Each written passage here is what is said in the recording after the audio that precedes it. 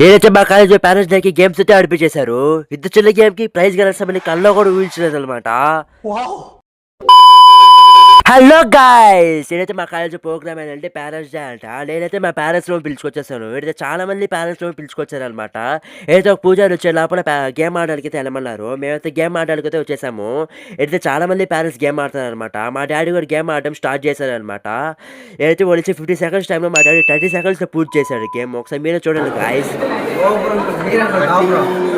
ఏదైతే గేమ్ అయిపోయిన వెంటనే ఆడిటర్ కూడా వచ్చేసాము. అయితే పూజారులేమో వచ్చేసారనమాట. అయితే పూజారులు వచ్చిన వెంటనే కొన్ని మంచి విషయాలేమో చెప్పారు. ఒకసారి మీరే వెళ్ళండి గాయ్స్. అంటే సేవ చేయడమే ఒక అర్థం లోకంలో బాగా ప్రహతంగా ఉన్నది. అసలు సనాతన ధర్మం అంటే ఏమిటి, ధర్మరక్షణ అలాగే ఆయన చెప్పినట్టు మంత్రమేమో పాడమన్నారు.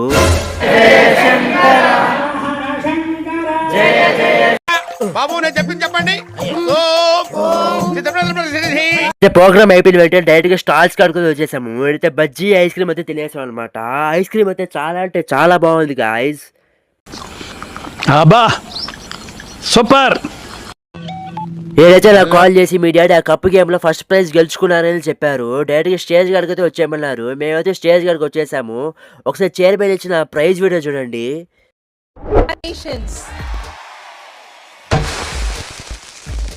మొత్తానికి మా డాడీ ఆ గేమ్ ఆడి కప్ ఏమే గెలుచుకున్నారు. చాలా అంటే చాలా హ్యాపీగా ఉంది నాకు. ఈ నిమిషం, ఈ క్షణం నేను సంతోషంగా ఉన్నాను. దీన్ని హ్యాపీగా ఎంజాయ్ చేస్తున్నా.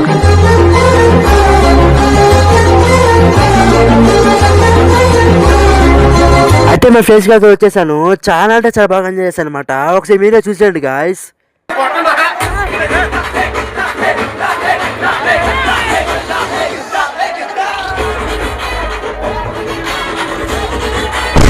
సరే ఓకే గాయ్స్, బాయ్.